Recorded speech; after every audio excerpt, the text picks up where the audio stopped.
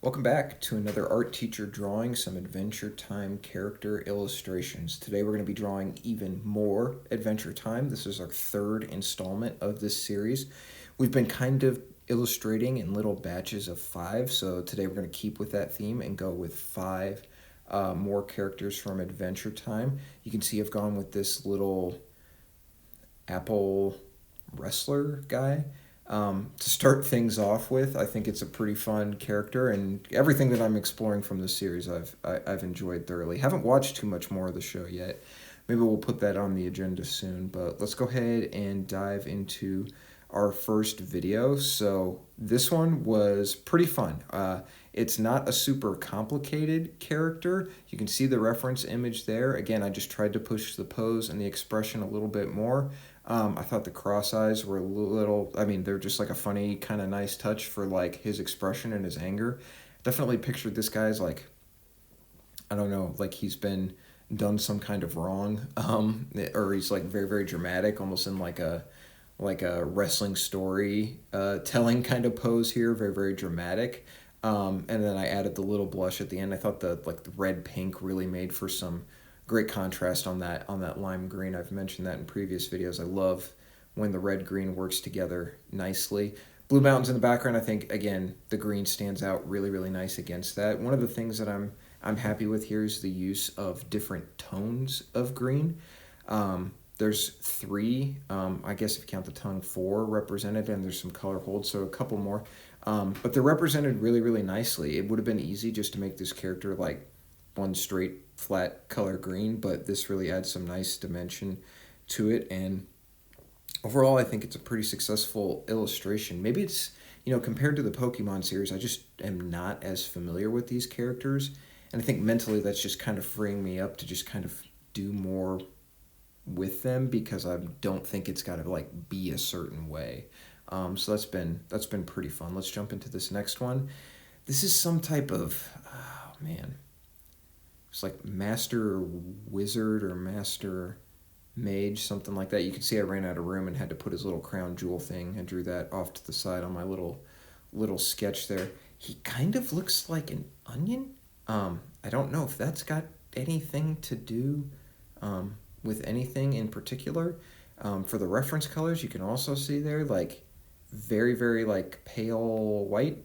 But I really focused in on the jewels and the gems that were present and wanted a background that kind of went with that as such. And then I used that as an opportunity to just like really diversify the colors and shadows. So you can see a lot of cyan, a lot of purple, some magenta, and then kind of balanced out with some navy that I think just works like really, really well. I'm really, really happy with how the shadows look here.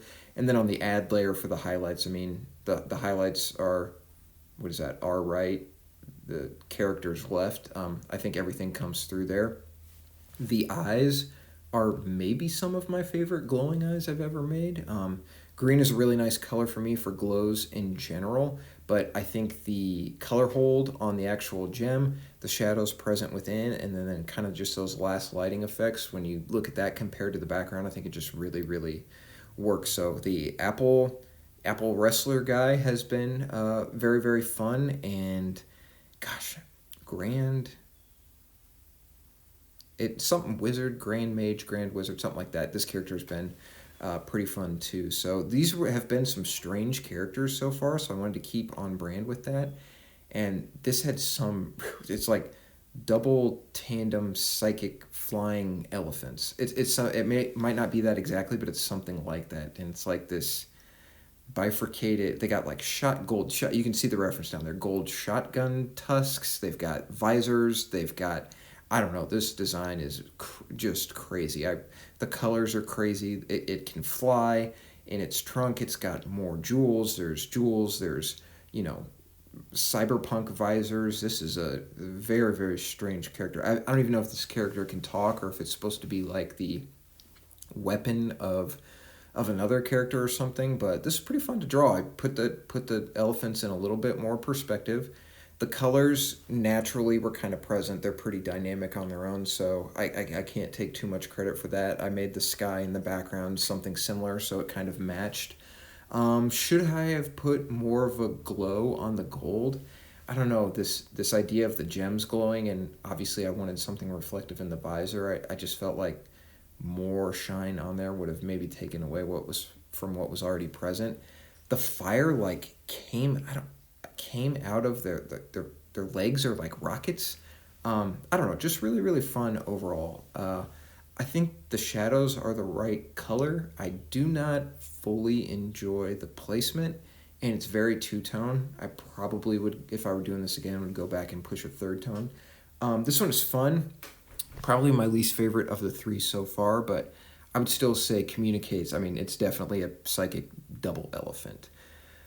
So this next one I have some passing familiarity with for the lore, so I believe that this is Billy, and you can see in my reference image here, he like is the Lich, gets possessed by the Lich. I don't. Well, see, I've got that card there. That says the Lich possessing Billy. So Billy was some kind of hero character, and the Lich is some type of evil character. I don't know if the Lich is related to death at all. I really got to investigate some of this lore. I got to find a video or something to watch, because it's just so many episodes to catch up on. But for this one, we've done some really out there saturated colors. This one I toned down quite a bit. Very like stones in the river is kind of what I felt communicated by this. I don't know if he's supposed to be like he's probably too big. It's like a giant, maybe a troll, cave troll, kind of Lord of the Rings style, somewhere in between there. But I really like this one. There's something kind of almost gentle about it, but you can definitely tell this is like a seasoned warrior. I didn't do any crazy glows in the eyes or on the gemstones. I thought about that and maybe like alluding to the Lich being, I don't know, part of his character or another personality or something. But I just decided to go like very simple and very naturalistic. And I think that works pretty well overall. So I'm pretty happy with this series of illustrations too. Next we've got one, again, this character design was so cool. This is a cosmic owl. How fun is that? It reminds me of this How to Draw book I had, and it had like very simple things: a dragon, a wizard, an owl. These fun things you could learn how to draw. It kind of reminds me of an evolution of that. Again, I don't even know if this character can talk. It looks like in my reference image he's grabbing some groceries, perhaps. I mean, that's pretty fun. These very dynamic things in these wacky circumstances is kind of what this show is all about. For this one, I wanted to do something to really push that cosmic, so I've got some glows, but didn't go pure white. In the eyes, we've got some glowing elements. We've obviously got a color hold over the inclines, and I went with that yellow. And then around the edge, this idea of like a kind of psychic force field energy emanating from the owl, I thought was really nice. I enjoy the contrast that's present here. And you always think about space being like purple or blue or teal, of like these very cool colors. And so kind of this idea of like cosmic being a golden space, I implemented that into the background, and I think it works for what we got here. I'm pretty happy with this one and how it turned out. And we're going to flip back over to our little apple guy here, and that's going to do it for this series of 5 of drawing even more Adventure Time characters. I hard-pressed to pick a favorite from this one. That wizard was pretty good, Billy was fun, the owl was good. The elephant's probably last place for me, but everything else I think is pretty successful. The apple guy just works so well as a thumbnail. I really like the idea of those. Again, I grabbed some images from Unsplash for the background. Those apples were like, it just worked too well, and I was feeling something green, so we went with something green for this one. But that's gonna do it for this video. I'm enjoying making these, so we're definitely gonna do another one. How many we'll do, who knows? We'll see where this lands. But appreciate your time, and thanks for joining me today.